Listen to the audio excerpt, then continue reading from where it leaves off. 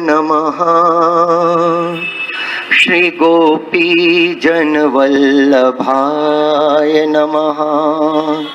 श्रीमदाचार्य चरण कमलेभ्यो नमः।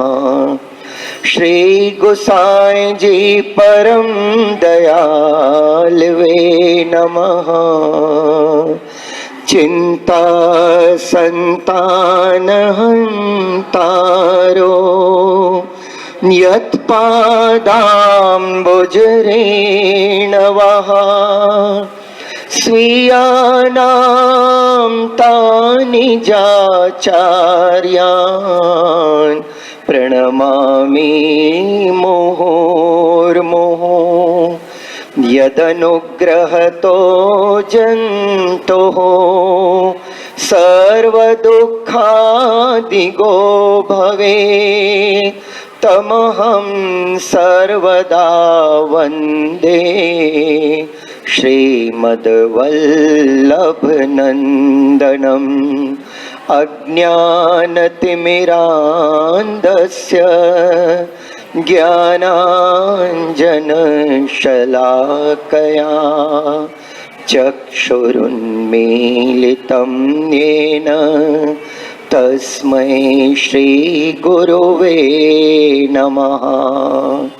नमामि हृदये शेषे लीलाक्षीराब्धिशायिनं लक्ष्मी सहस्रलीलाभिः सेव्यमानं कलानिधिं। चतुर्भिश्च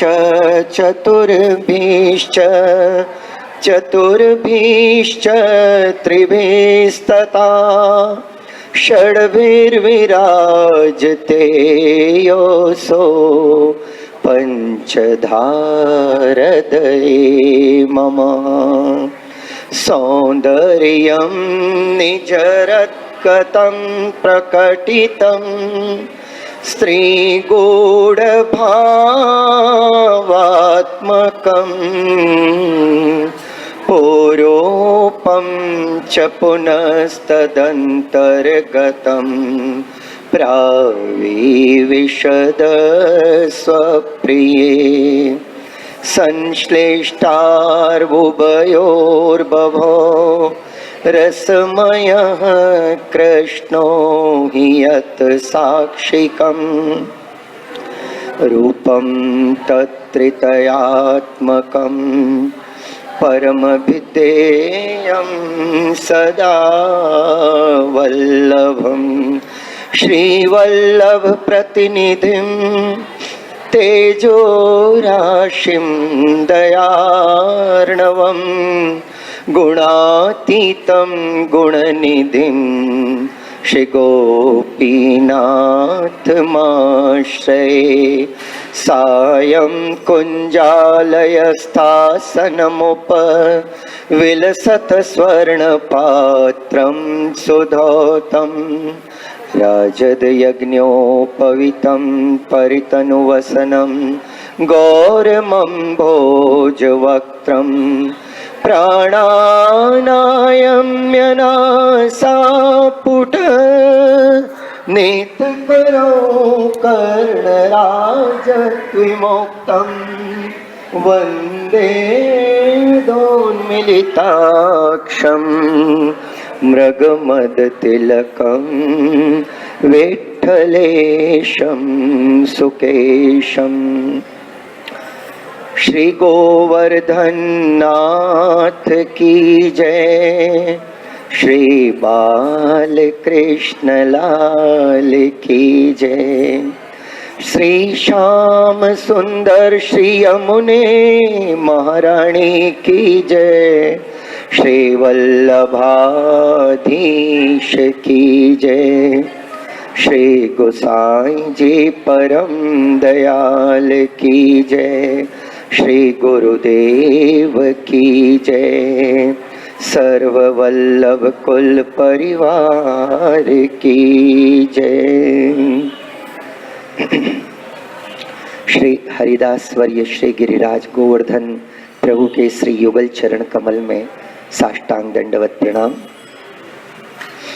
आप सब महाप्रभु जी के कृपा पात्र परम भगवदीय वैष्णव, आप श्री के हृदय में विराजमान श्री महाप्रभु जी, श्री गोसाई जी, श्रीनाथ जी, श्री यमुना जी व समस्त वल्लभ कुल के श्री युगल चरण कमल में साष्टांग दंडवत प्रणाम।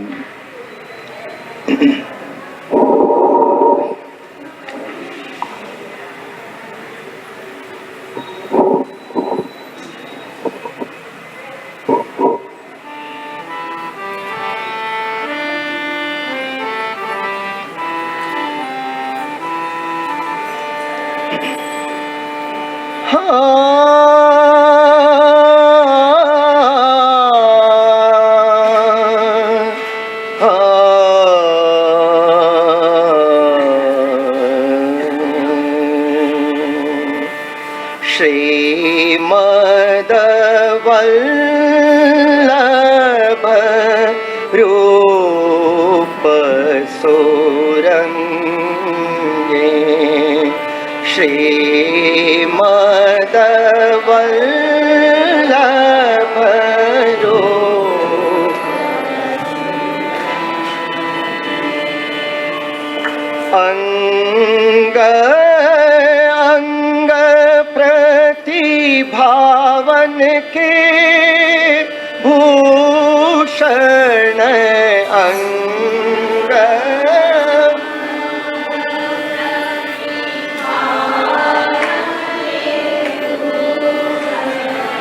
अंग अंग प्रतिभावन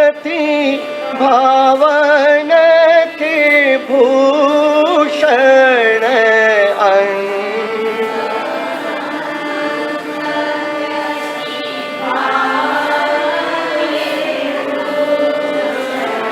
वृंदावन संपत्ति अंग अंगे, वृंदावन संपत्ति अंग श्रीमद् वल्लभ रूप सोरंगे, श्रीमद् वल्लभ रूप सोरंगे। चटक मटक गिरिधर चुकी न्यायी, चटक मटक गिरिधर ये न मेन ब्रजराज ओछंगे, ये न मेन ब्रजराज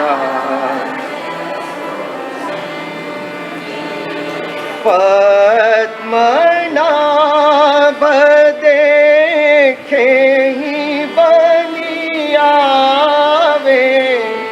पद्मनाभ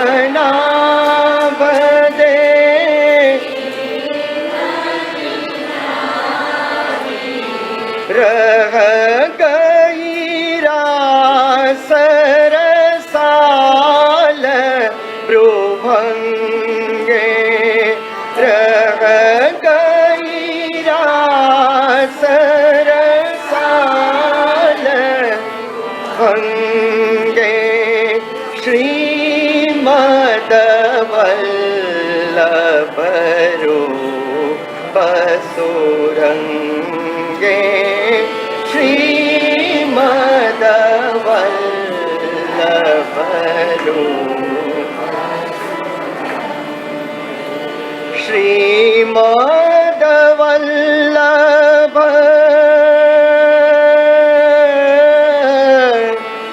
श्रीमद् वल्लभ श्रीमद् वल्लभ रूप सोरंगे, श्री वल्लभ रूप सुरंगे श्री वल्लभाधीश की जय। श्री गोसाई जी परम दयाल की जय। श्री गोकुलनाथ जी महाराज की जय। श्री गुरुदेव की जय। श्री गोवर्धन नाथ की जय। कल तक श्री सर्वोत्तम जी के महात्म का, सर्वोत्तम जी के स्तोत्र के अलौकिक महत्व का अपन ने रसपान किया। अब जैसे कि आपन ने देखा था कि सर्वोत्तम जी पर लगभग 13 प्रकार की टीकाएं उपलब्ध है, सर्वोत्तम जी को समझाया है। पर उनमें से मुख्य रूप से 2 टीकाएं अभी अपने को माने उपलब्ध है, प्राप्त होती है। एक तो श्री गोकुलनाथ जी महाराज की बृहद सर्वोत्तम टीका श्री गोकुलनाथ जी महाराज की है, और दूसरी चाचा गोपेश्वर जी की एक टीका है सर्वोत्तम जी के ऊपर। तो जब से श्री गोकुलनाथ जी महाराज ने ये सर्वोत्तम जी की बृहद टीका लिखी है, बहुत से वल्लभ कुल और सभी वैष्णव उस टीका के को अवगाहन करते हुए श्री महाप्रभु जी के स्वरूप को अपने हृदय में पधरावे। श्री गोकुलनाथ जी महाराज ने जब श्री सर्वोत्तम जी के गुणगान प्रारंभ करने का मनोरथ किया, तो आप श्री ने सर्वोत्तम जी के स्तोत्र के प्रारंभ में जब प्राकृत धर्मान आश्रयम ये ग्रंथ, ये श्लोक प्रारंभ किया, उसके पहले आपने मंगलाचरण किया है, मंगलाचरण किया। माने गोकुलनाथ जी महाराज के द्वारा किया हुआ मंगलाचरण सर्वोत्तम जी का मंगलाचरण है। आप श्री कहते हैं कि नत्वा पितृ पदाम भोज, नत्वा पितृ पदाम भोज सर्वाभीष्ट प्रदायकम, सर्वाभीष्ट प्रदायकम। तदुक्तमपि तदुक्तमपि सर्वाणि नामानि, तदुक्तमपि सर्वाणि नामानि विवृणोमि स्वतंत्रतः, विवृणोमि स्वतंत्रतः। ऐसे गोकुलनाथ जी महाराज इस श्लोक के द्वारा सर्वोत्तम जी की शुरुआत में आप मंगलाचरण करते हैं। नत्वा पितृ पदाम्भोज सर्वाभीष्ट प्रदायकम तदुक्तमपि, तदुक्त सर्वाणि नामानि विवृणोमि स्वतंत्रतः। इसका अर्थ ऐसे होता है कि मैं श्री सर्व अभिष्ट प्रदान करने वाले श्री गुसाई जी के चरण कमल में वंदन करता हूँ, नमन करता हूँ। नत्वा पितृ पदाम्भोज, नत्वा माने प्रणाम करना, नमन करना। मेरे जो पितृ स्वरूप हैं, गोकुलनाथ जी के पिताजी कौन? श्री गुसाई जी। तो नत्वा पितृ पदाम्भोज सर्वाभीष्ट प्रदायकम, मैं अपने पूज्य पितृ चरण श्री गुसाई जी को प्रणाम करता हूँ, जो सर्व प्रकार के अभिष्ट को प्रदान करते हैं। और ऐसे आप कह रहे हैं कि मैं श्री सर्वोत्तम जी के गुणगान को, मैंने उसके बारे में थोड़ा समझाने का, मैंने खुद समझने का और थोड़ा समझकर थोड़ा कहने को मैं प्रयास करता हूँ, पर गुसाई जी की कृपा से ये संभव है। मैं अपने आप स्वतंत्र रूप से कुछ नहीं कर सकता। ऐसे श्री गोकुलनाथ जी महाराज ने ये टीका के प्रारंभ में, माने सर्वोत्तम जी की टीका के प्रारंभ में ऐसे आपने मंगलाचरण किया। अब ये जो मंगलाचरण है ना सर्वोत्तम जी का, ये बहुत समझने लायक है।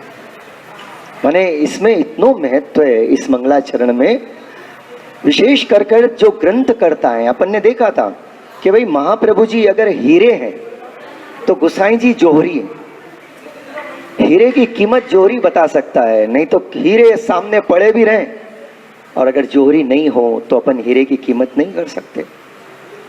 तो गोसाई जी का स्वरूप कितना अलौकिक है। वैसे तो अपन जानते हैं गोसाई जी साक्षात श्री गोवर्धननाथ जी के स्वरूप हैं, परंतु गोसाई जी ने गोवर्धननाथ जी के स्वरूप है बहुत सी बातें हैं भगवतियों के हृदय में विराज कर आपने, थोड़ा आगे आगे, भगवतियों के हृदय में विराज कर आपने भगवत लीलाओं का गान किया है अष्ट सखान के हृदय में अलग अलग प्रकार से। पर वही श्री गोवर्धननाथ जी ने विचार कियो कि जब मेरे भगवती, मेरे वैष्णव, मेरे शरणागत आए हुए वैष्णव जब श्री वल्लभ के गुणगान करें तो जो मुझे आनंद आवे, ऐसो आनंद मुझे और कोई बात में नहीं आवे। तब आपने श्री गोसाई जी के रूप में प्रकट होकर आपने सर्वोत्तम जी के गुणगान किए। ऐसे गोसाई जी स्वयं कितने अलौकिक हैं भाई, कितने महान है। तो ये अपन जरा गोकुलनाथ जी महाराज श्री के मंगलाचरण, इस टीका के मंगलाचरण में अपन इसका थोड़ा भाव दर्शन करें और अपनी माने मेरी अल्पमति के हिसाब से थोड़ा सा गोसाई जी के चरण कमल में दंडवत कर कर इसका स्मरण करते हैं। आप भी अपने मन और बुद्धि को, वैसे आज एकादशी है तो सबने अपने मन बुद्धि इंद्रियों को प्रभु में ही लगा के रखा है, महाप्रभु जी में लगा के रखा है। तो इस तरह अपन भावपूर्वक इसका चिंतन करें। देखिए ये मंगलाचरण है भाई। मंगलाचरण किसे कहते हैं?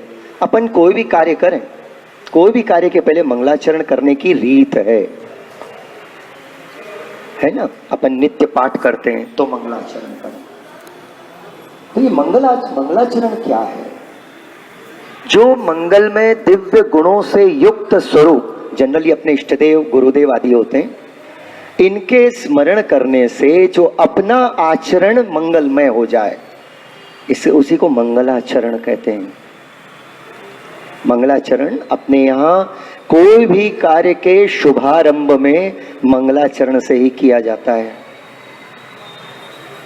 तो श्री गोकुलनाथ जी महाराज यहाँ पर सर्वोत्तम जी की टीका प्रारंभ करने के पहले आप मंगलाचरण के अंदर करते हुए नमन कर रहे हैं, गोसाई जी को नमन कर रहे हैं। क्योंकि आप ये बात जानते हैं गोकुलनाथ जी महाराज के श्रुतियों के स्वामी जी के स्वरूप में श्री गोसाई जी साक्षात श्री माने अलौकिक स्वामिनी जी हैं और आपने जो प्रकट किया है वो अलौकिक वेद स्वरूप है, सर्वोत्तम स्तोत्र वेद स्वरूप है। और जब तक श्री गोसाई जी की कृपा नहीं हो तब तक उसका अर्थ, उसकी लीला, उसका रस, उसका भाव मैं भी नहीं समझ सकता। ऐसे आप गोकुलनाथ जी महाराज कह रहे हैं। तो जब तक अपने को लीला में प्रवेश नहीं है, जब तक अपन कोई बात नहीं समझ सकते हैं, तब तक क्या करना चाहिए?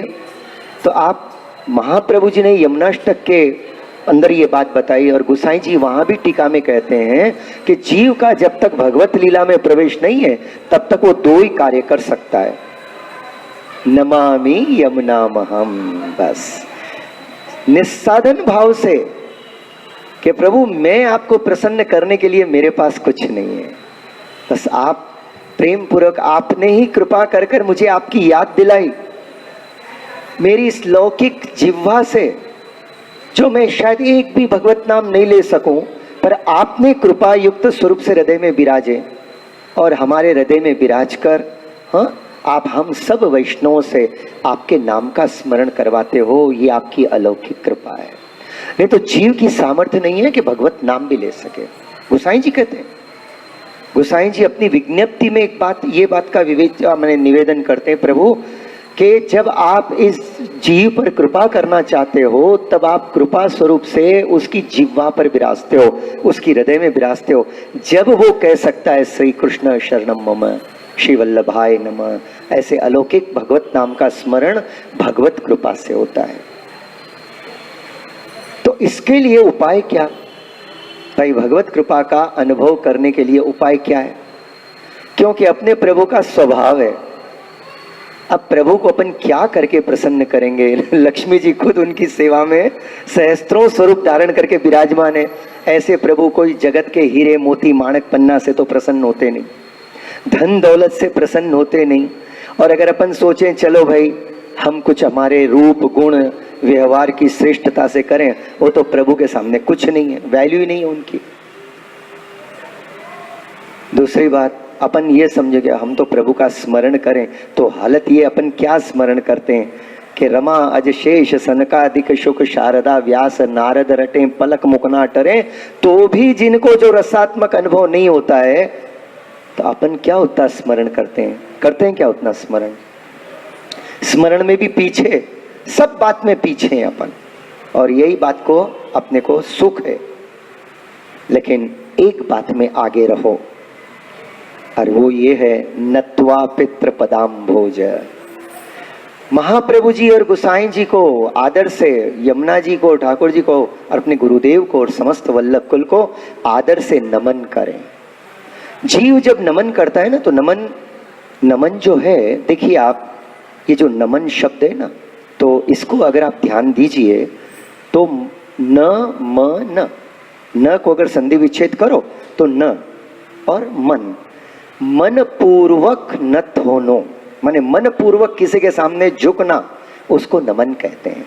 खाली क्रिया से नहीं, मन पूर्वक, वाणी पूर्वक, हृदय पूर्वक, श्रद्धा पूर्वक किसी के चरणों में नतमस्तक हो जाना, तो उसको नमन कहते हैं।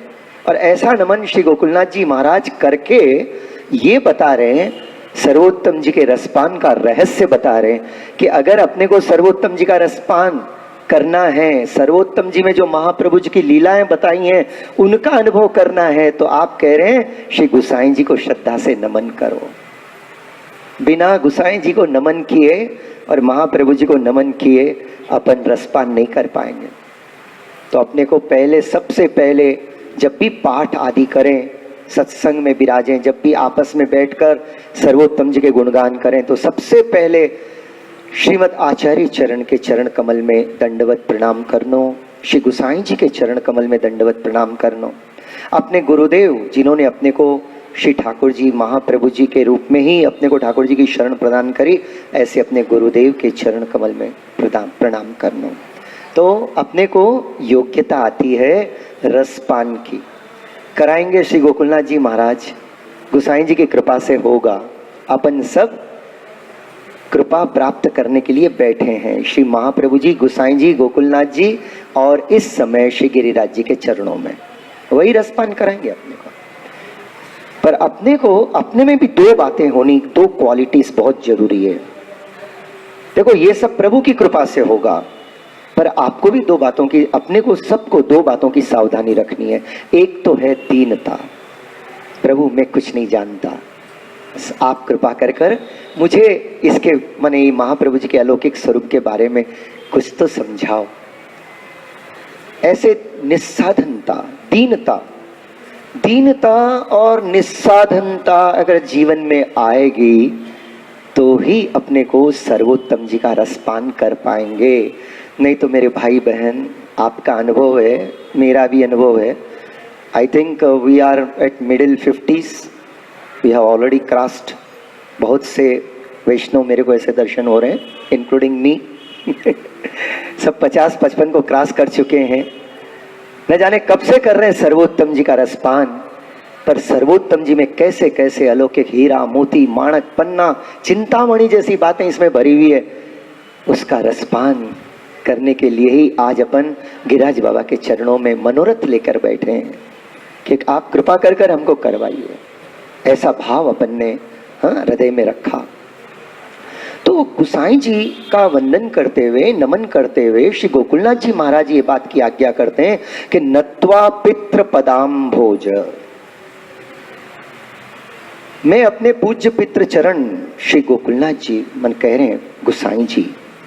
देखिए यहां जैसा एक पुत्र अपने पिता को प्रणाम करता है ऐसा नहीं है हो। गोकुलनाथ जी महाराज खुद श्री महाप्रभु जी के स्वरूप हैं, उनके पौत्र हैं, और महाप्रभु जी के स्वरूप में इतनी दृढ़ता, इतनी निष्ठा है। और हरिराई चरण महाप्रभु जी के गुरु हैं। उन्हीं की कृपा से हरिराई चरण महाप्रभु जी को 5 साल की अवस्था में साक्षात श्री महाप्रभु जी के दर्शन हुए। ऐसे श्री गोकुलनाथ जी महाराज हैं। आपके हृदय में तो श्री गोसाई जी का स्वरूप परिपूर्ण रूप से विराज रहा है, पर वो ये कर कर बताते हैं अरे अपने जब गोसाई जी यमुनाष्टक पर टीका करते हैं तो वहां भी आप इसी तरह नमन कर कर कहते हैं, मैं मेरे पूज्य पितृ चरण श्री महाप्रभु जी श्री वल्लभाचार्य जी के चरणों में नमन करता हूं कि वो मुझे बुद्धि को प्रेरित करें ताकि मैं यमुना जी के कुछ गुणगान करूं। मेरे पितृ चरण ने जो कहा है यही बात यहाँ श्री गोकुलनाथ जी महाराज कहते हैं कि मैं अपने पूज्य पिताजी को प्रणाम करता हूँ और मैं चाहता हूँ कि ये सर्वोत्तम जी जैसी अलौकिक बात जो वास्तव में श्री गोवर्धन नाथ जी श्रीनाथ जी ने ही इसको प्रकट किया। देखिए महाप्रभु जी ने सारे जीवन भर प्रभु के गुणगान गाए और उतने आगे नाम आएगा श्री कृष्ण ज्ञान दो गुरु हो, श्री कृष्ण का ज्ञान जिन्होंने जगत को प्रदान किया है, रसात्मक स्वरूप का ज्ञान जो प्रदान किया है ऐसा जगत में और किसी ने नहीं किया आज तक। अरे स्वयं व्यास जी नहीं जानते जिन्होंने 18 पुराण प्रकट किए, जिन्होंने ये भी कहा कि एते चांश कलह पुंसः कृष्णस्तु भगवान स्वयं, ये भी बात वो नहीं जानते थे। उनको साक्षात प्रभु के रसात्मक लीलाओं का अनुभव तब हुआ जब श्री महाप्रभु जी व्यासाश्रम में पधारे। और इसका प्रमाण है कि जब भ्रमर गीत के ऊपर आपने सुबोधनी जी रची तो व्यास जी ने विनंती करी महाप्रभु जी से कि कृपानाथ मुझे थोड़ो सुबोधनी जी को रसपान कराओ, तो 3 दिन और 3 रात तक सुबोधनी जी के अपने भ्रमर गीत के एक श्लोक पर महाप्रभु जी ने वचनामृत किए और आज्ञा करी कि और 6 महीने तक हो, एक श्लोक पर 6 महीने तक जो रसपान कराए, क्योंकि लीला करने वाले खुद कौन है, कौन जो वल्लभ सोई सुंदर श्याम। भोर भये भाव सोले श्री वल्लभ नाम, श्री भोर भये भाव सोले श्री वल्लभ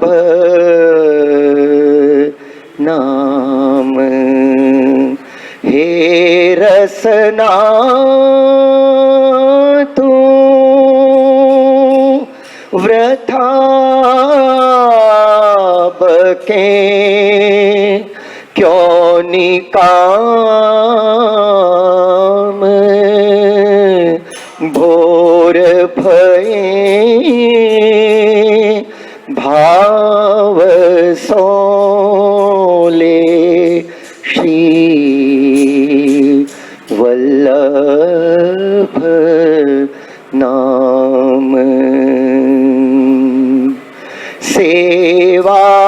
सेवारस स्वाद पावे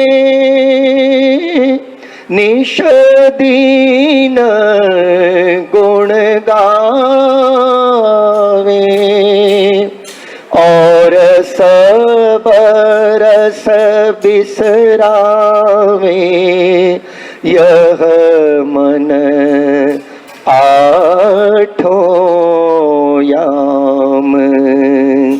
भोर भये भाव सोले श्री वल्लभ नाम।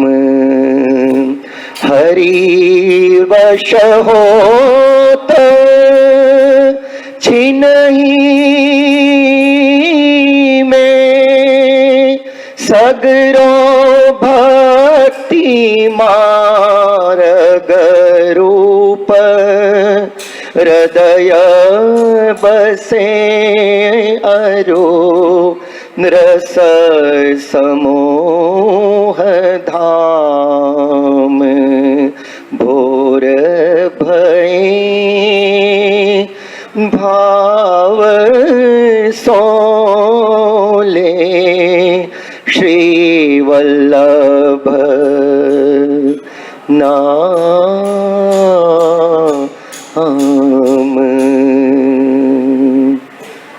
भाव सो श्री वल्लभ का नाम भोर में लेते ही सेवा रस स्वाद पावे और हरि वश होत छिन में।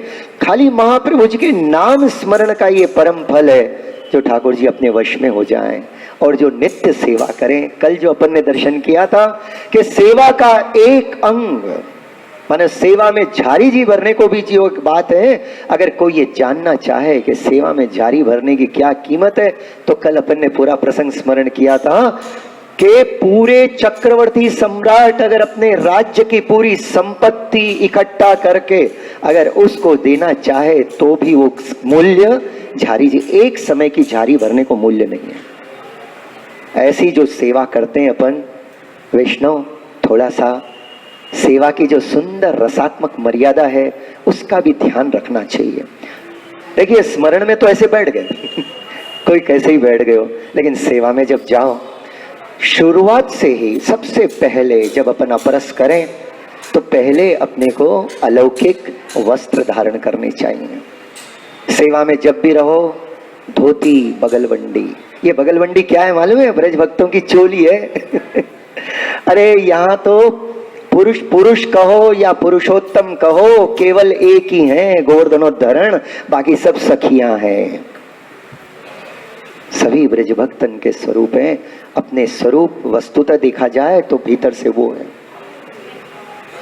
तो ये जो कसना होती है ना, तो ऐसी कसना जिसके अंदर, इसलिए कभी कभी ऐसा होता है कि अपन लोग ठाकुर जी की सेवा के अंदर कोई भी वस्त्राधिक में चले जाते हैं, पर ऐसे नहीं करना। स्मरण में ठीक है, ऑफिस से आते हैं, बाहर से आते हैं, जैसे आते हैं, मैं भी ऑफिस से निकल के आता हूँ ऐसे ही बढ़ जाता हूँ लेकिन जब सवेरे आऊं तब आप देखो, घर से निकल के आऊं तो धोती बगलबंडी पे आता हूँ स्कूटर के ऊपर।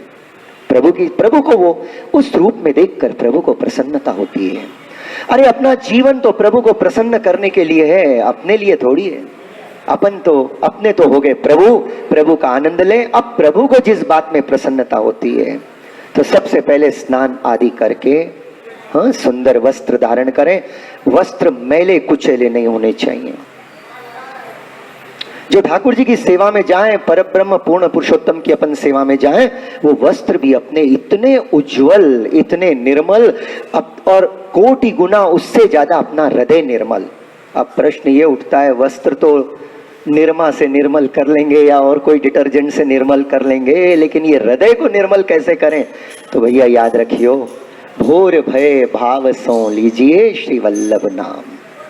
अगर पुष्टि मार्ग को प्रवेश जो वास्तव में इतना अलौकिक है कि जो रस रसिक कीर मुनि गायो, सो रस रटत रहत निशवासर, शेष सहस्त्र मुख पावन पायो, गावत शिव शारद अरुनारद, कमल कोश वासी ना चखायो, यद्यपि रमा रहत चरणन तर, निगमन अगम अगाध बतायो। अरे जितने बड़े बड़े महान स्वरूप है ना, ये हमेशा तरसते हैं कि हमको वो प्रभु का रसात्मक निकुंजात्मक सुख जो प्रभु नित्य अलौकिक कोटान कोटि लीलाएं करते हैं, उसमें से एक हाथ लीला का तो हमको स्मरण हो, एक हाथ लीला का। पर वो तरसते ही रहते हैं, लालायित रहते हैं, पर वो रस वहां नहीं प्रकट हुआ।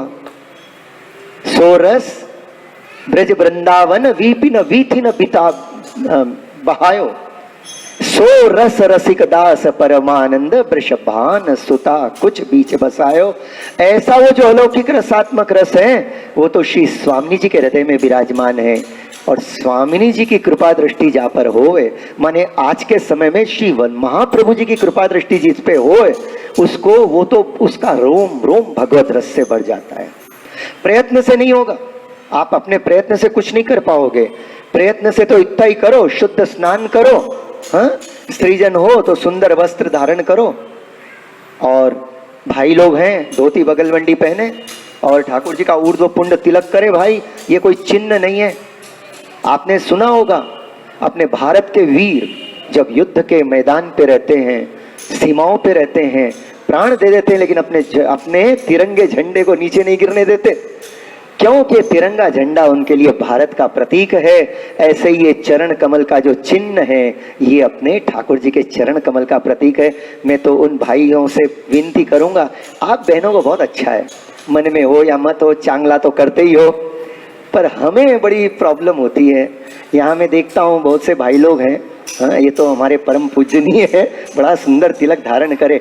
बाकी न जाने सबके ललाट सुशोभनीय क्यों नहीं होते, आखिर क्या संकोच है कि उनके मन में ये भाव अगर आए कि जैसे ये भगवत चरण कमल का चिन्ह हमारे श्रीमस्तक के ऊपर है। भाई, जिस दिन हमने पहली बार जयवल्लभ जी शास्त्री जी के मुख कमल से बात सुनी, जब हमारी अवस्था 16 साल की थी और हमने कॉलेज में एडमिशन लिया था, निजाम कॉलेज के अंदर, हाँ वहाँ के टॉप मोस्ट स्टूडेंट फिर गए उस्मानिया यूनिवर्सिटी, तो हमने ये तिलक हमेशा धारण किया। और देखो, ये तो मैं बोल रहा हूँ महाप्रभु जी के कृपा का दर्शन करके कि आई स्टूड डेमोनियन टॉप फर्स्ट इन 1972, मुझे गोल्ड मेडल मिला था पूरे आंध्र प्रदेश के अंदर। ये इसका प्रताप है, बुद्धि कुछ नहीं है, सब भूल जाता हूँ लेकिन ये तिलक था मस्तक पर। जैसे जैसे कालीनाग पर प्रभु ने अपने चरण कमल के चिन्ह कर दिए, कालीनाग ने कहा, उन्होंने कहा देख अब मुझे यहाँ लीला करनी है, अब तू यहाँ से जा, रमण द्वीप के अंदर जा। कालीनाग ने कहा मैं जाऊंगा तो गरुड़ जी मुझे खा जाएंगे। बोले ये पहले की बात है जब मेरे चरण कमल के चिन्ह तेरे मस्तक पर नहीं थे, लेकिन अब मेरे चरणारविंद के चिन्ह तेरे मस्तक पर है, उसकी छाप है। अब तू चिंता मत कर, गरुड़ जी तेरे तो मित्र हो गए, गरुड़ जी अब तेरे को वैष्णवोचित तेरे साथ वैष्णव का व्यवहार करेंगे। तो वास्तव में भाइयों के लिए ये सोचना चाहिए कि हम जैसे बहनें ये मिटाती कब है, कब मिटाएं वो आप जानते हो। हम भाई लोगों को पूर्ण स्वतंत्रता है, हम अपने घर के किंग हैं, हमें कौन रोक सकता है भाई। लेकिन जो भी हो, बहरहाल किससे छिपाना है, क्यों छिपाते हैं ये मुझे पता नहीं है, परंतु जिस दिन आपके ललाट भगवत चरण कमल के तिलक से सुशोभित हो जाएंगे, हाँ, उस दिन आपका भाग्य करोड़ गुना ज्यादा चमकने लग जाएगा। क्योंकि प्रभु के चरणारविंद ऐसे प्रतापी हैं, 16 चिन्ह तो प्रभु के चरण में विराजते हैं।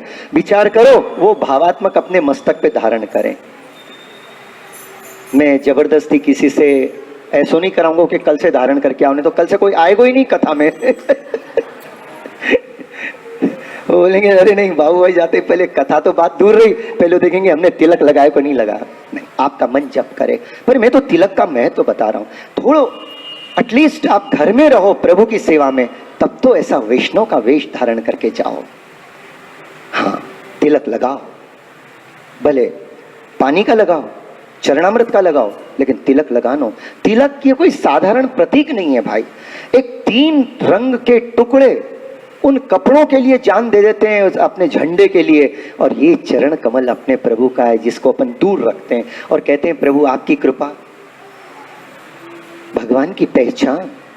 स्कूल जाते हैं तो बच्चों को स्कूल का ड्रेस पहनाने में संकोच नहीं होता, जैसे वो कहेंगे बैच लगाएंगे, सब करेंगे, वो सब करेंगे, लेकिन अपने माथे के ऊपर तिलक क्यों नहीं धारण करें? जरूर करना चाहिए। प्रभु आपके हृदय में ऐसा भाव आए कि हम तिलक धारण करें। एटलीस्ट जो ब्रह्म संबंधी वैष्णव है उनको तो जब भी वल्लभ के सामने आवे, ठाकुर जी के सामने आवे, तो सूने मस्तक से मत आओ, आप सुंदर तिलक धारण करके आओ। बस इतना ही कहता हूं इस विषय में। हाँ, बाकी किसकी क्या प्रॉब्लम है वो मैं नहीं जानता, पर आचरण करके तो अपन बोल सकते हैं। मैं तो आचरण करके आपको बता रहा हूं कि लगाना चाहिए। बड़े बड़े ऑफिसर्स हमारे सामने झुकते हैं भाई, माने उनके काम से जब हम डिस्कस करते हैं, हाँ, पता नहीं ये तिलक का क्या प्रभाव होता है। हम किसी को प्रभावित करने के लिए तिलक नहीं लगाते, ये भी बोल देता हूं मैं आपको। हम तो केवल हमारे प्रभु के चरण कमल के चिन्ह हमारे मस्तक पर छत्र के रूप में विराजमान रहे इसलिए लगाते हैं। कम से कम जब प्रभु के सन्मुख जाएं तो अपने को, ठाकुर जी को, अपने ब्रज भक्तों की याद आनी चाहिए, इसलिए ऐसी वेश भूषा धारण करके जाना चाहिए ठाकुर जी के सन्मुख। खूब जगमगाते हुए अपन जाएं ऐसो प्रभु के सामने, और प्रभु की सेवा में जाने के पहले एकांत स्थान में 15-20 मिनट बैठे, महाप्रभु जी का ध्यान करें, महाप्रभु जी के सर्वोत्तम स्तोत्र का, यमुनाष्टक का स्तोत्र का पाठ करके देखो आपके हृदय में कैसो आनंद रस उमड़ पड़ेगा। और फिर जब आप निज मंदिर को दंडवत करके जब भीतर जाओगे तो आपको ऐसे लगेगा आप साक्षात गोलोक धाम के ब्रज के अधिपति जो रसात्मक लीलाओं का आनंद प्रकट कर रहे हैं वहीं जा रहे हो। फिर आपको सेवा खाली क्रिया नहीं लगेगी, सेवा में साक्षात आपको रसानुभव होगा। और वैष्णव यहाँ विराजमान सभी वैष्णव से कुछ सेवा की बात चली, इसलिए मैं हाथ जोड़कर एक विनती करता हूँ। कई बार क्या होता है कि ये जो प्रभु का निज द्वार है, निज मंदिर का जो द्वार है ना, और जहाँ ठाकुर जी शैया मंदिर में पौड़ रहे हैं, और वहाँ जो ठाकुर जी के दो दरवाजे हैं, जनरली दो ही होते हैं। अब ये तो फैशन हो गई, कोई दो लगावे कोई चार लगावे, लेकिन दो द्वार। आप देखो श्रीनाथ जी में है कि नहीं, दो ही द्वार है। ये दो द्वार का क्या मतलब है? ये स्वामिनी जी की पलकें हैं। हाँ, स्वामिनी जी की पलकें हैं। स्वामिनी जी ने अपने नेत्रों में प्रभु को बसा के रखा है। तो जब आप दरवाजा खोलो तो उस समय ये भाव रखो, हाथ को बाहर एक सुगंधी की शीशी बाहर भी रखो, और ऐसे पधराए कर ठाकुर जी के निज मंदिर के जब आप जाओ तो वहां दरवाजे को चरण स्पर्श कर कर फिर धीरे से ऐसे खोल लो, क्योंकि स्वामी जी के नेत्र कमल है, वो ब्रजभक्तन के नेत्र कमल है। फिर जब आप शैया मंदिर में जाओ तो वहां के जो दरवाजे हैं वो साक्षात प्रभु के नेत्र माने पलके हैं, साक्षात स्वामी जी की पलकें। उसको जोर से बंद नहीं करना। अपनी आदत क्या होती है मालूम है कि ठाकुर जी की सेवा करके भोग धर के आते हैं और इतनी जोर से कभी कभी दरवाजा बंद करें, नहीं करना। तो उसमें आपका भाव प्रकट होता है कि प्रभु ऐसे अलौकिक हैं। तो अपना विषय चल रहा था नत्वा पितृ पदाम्बोज सर्वाविष्ट प्रदायकम। श्री गोकुलनाथ जी महाराज ने गुसाई जी को वंदन करते हुए आपने वंदन कियो और कही मैं आपको वंदन करता हूँ, और यहाँ अपने को दर्शन करके समझा रहे हैं कि गुसाई जी कैसे हैं, गुसाई जी का चरण कमल कितना अलौकिक है। तो कहते हैं सर्वाभिष्ट प्रदायकम, ये दूसरा विशेषण बताया। सर्वाभिष्ट प्रदायकम का मतलब सर्व अभिष्ट देने वाले, लौकिक अलौकिक सब प्रकार के सुख और आदि भौतिक आध्यात्मिक आदि दैविक सब प्रकार के ताप और संताप और दुख को दूर करने की सामर्थ्य श्री गुसाई जी के चरण कमल में है। ठाकुर जी के चरण कमल, ठाकुर जी गुसाई जी हैं, ठाकुर जी महाप्रभु जी हैं, इसलिए ये सब अलौकिक स्वरूप के जो चरण कमल हैं ये ऐसे अलौकिक हैं कि सर्वाभिष्ट प्रदायकम। अरे जगत में तो कल्प वृक्ष कामधेनु और चिंतामणि अलग अलग हैं, पर अपने जो ठाकुर जी है ना उनके चरण कमल और उनका नाम करोड़ों कामधेनु करोड़ों कल्प वृक्ष करोड़ों चिंतामणि से बढ़कर हैं। पर वैष्णव बड़ो चतुर होना चाहिए। भगवान कहते हैं चतुर कौन है? ज्यादा बिल्डिंगा बना ले वो चतुर, धन संपत्ति जमा कर ले वो चतुर, यहां नहीं देश में नहीं विदेशों में भी जमा कर दे क्या वो चतुर है? क्या लोग जिसको आगे पीछे नमस्ते करते रहते हैं क्या वो चतुर है? या लोक व्यवहार बहुत दिखाने के लिए बहुत अच्छे ढंग से करें, लोग वाह वाह करके जाएं, वो चतुर है? भगवान श्री कृष्ण की दृष्टि में तो चतुर कौन है? भगवान श्री कृष्ण श्रीमद् भगवत गीता भागवत जी के एकादश स्कंद के 29वें अध्याय में आज्ञा करते हैं, आखिरी में करते हैं, सबसे आखिरी में। जब गीता पूरा उपदेश कर दिया उद्धव जी को, आखिरी में कहा उद्धव चतुरों के चतुराई की पराकाष्ठा और बुद्धिमानों के बुद्धिमता की पराकाष्ठा इसमें है कि वो इस नाशवान शरीर को प्राप्त करके मुझ अविनाशी परब्रह्म परमात्मा से प्रेम करके मुझे प्राप्त कर ले। बस यही वही चतुर है भाई।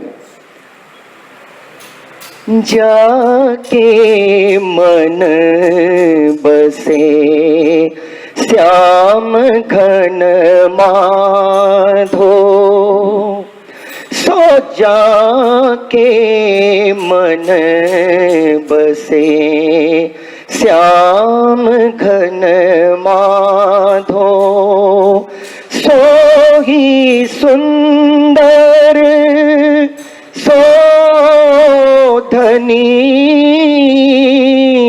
सो दक्ष सोई कुलीन सोई साधो, जाके मन बसे श्याम घन माधो।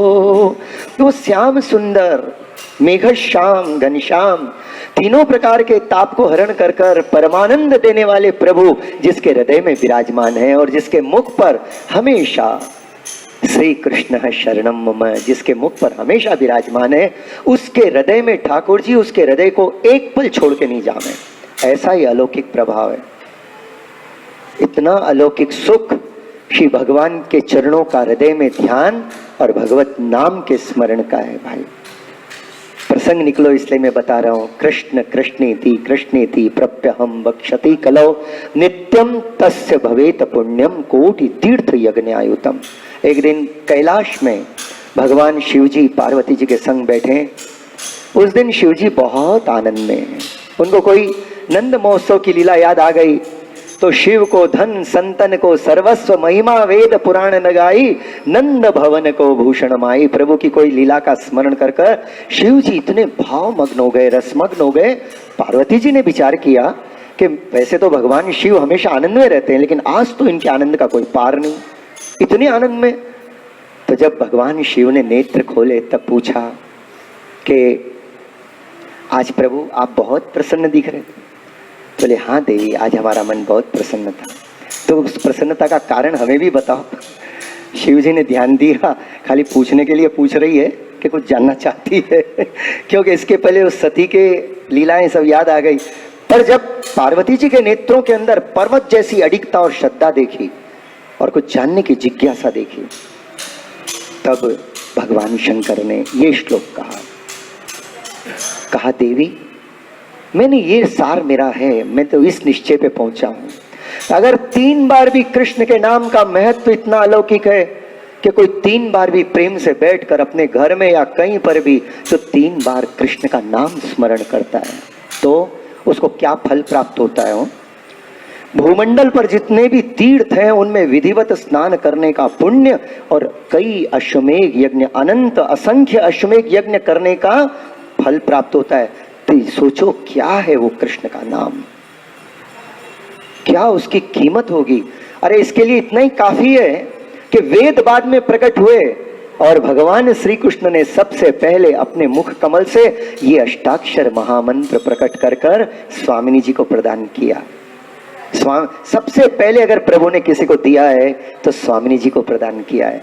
और फिर स्वामी जी स्वरूप श्री वल्लभ की कृपा से और स्वामी जी स्वरूप नित्य लीला में श्री राधा जी की कृपा से ही समस्त ब्रज भक्तों के प्राप्त हुआ। और वहां भी 2 ही नाम ऐसे हैं जो ब्रज भक्त हमेशा लेते रहते हैं, एक तो श्री वल्लभ का और दूसरा श्री कृष्ण शरणम मम। चलो थोड़ा सा, आज एकादशी का समय दिन है, थोड़ा सा अपन नाम स्मरण कर लें। समय भी शायद होने में आ गए हो।